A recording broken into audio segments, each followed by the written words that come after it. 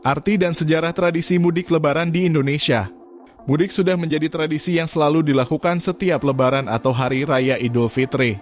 Mudik diartikan secara umum sebagai pulang kampung atau ke daerah asalnya. Para pelaku mudik adalah orang-orang yang merantau ke daerah lain untuk mencari rezeki. Pada kesempatan libur panjang seperti Lebaran, mereka memanfaatkannya untuk berkumpul dengan keluarga. Mudik menjadi tradisi yang hampir menjadi kewajiban bagi para perantau. Jarak jauh antara kampung halaman dan tempat bekerja menjadikan mereka tak bisa pulang sewaktu-waktu. Semua cerita saat mudik menjadi bahan pembicaraan menarik saat di kampung halaman. Dalam jurnal berjudul Makna Hidup di Balik Tradisi Mudik Lebaran oleh Muskinul Fuad, dijelaskan mudik berasal dari kata udik yang berarti kampung. Dengan demikian, mudik berarti pulang kampung. Makna lain seperti disampaikan antropolog Universitas Gadjah Mada atau UGM, Prof. Hadisri Ahim Saputra, mudik juga berasal dari bahasa Melayu udik, namun berarti hulu atau ujung.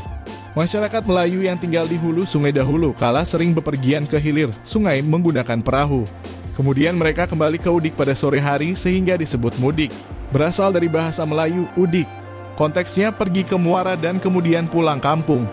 Saat orang mulai merantau karena ada pertumbuhan di kota, kata mudik mulai dikenal dan dipertahankan hingga sekarang saat mereka kembali ke kampungnya, kata antropolog UGM Prof. Hadisri Ahim Saputra.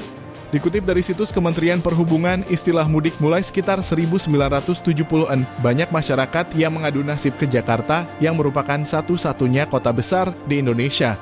Mereka mencari penghidupan dari berbagai hal, ada yang bekerja di kantor pemerintah, perusahaan swasta, pabrik, dan menjadi pengusaha. Pada saat para perantau kembali ke kampung halamannya, itulah yang disebut dengan mudik. Sebelum disebut mudik pun tradisi ini sudah ada sejak lama. Dikutip dari situs Kemdikbud, tradisi ini sudah ada sejak zaman dahulu, ketika transportasi masih banyak dilakukan dengan berjalan kaki atau naik kendaraan kuda.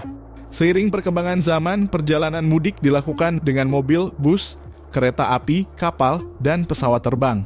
Bahkan kini perjalanan semakin singkat dengan adanya tol.